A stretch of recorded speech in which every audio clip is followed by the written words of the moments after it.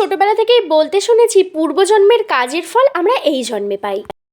আমি জানি না এই কথাটা কতটা সত্যি, কিন্তু যদি এই কথাটা সত্যি হয়ে থাকে আমি মনে করি আমি পূর্বজন্মে ভীষণ পুণ্যের কিছু কাজ করেছি, আর সেই জন্যেই ভগবান আমায় এমন একজন দাদা দিয়েছে।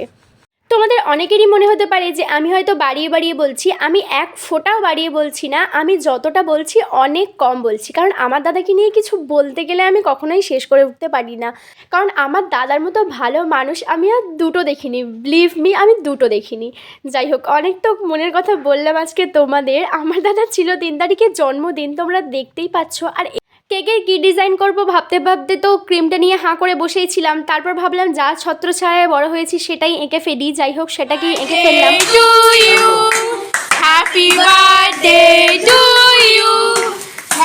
দাদার বার্থডে ব্লগটা কেমন লাগলো জানিও। যদি ভালো লাগে একটা লাইক করে দিও আর সাবস্ক্রাইব করতে ভুলো না। দেখা হবে পরের ভিডিওতে।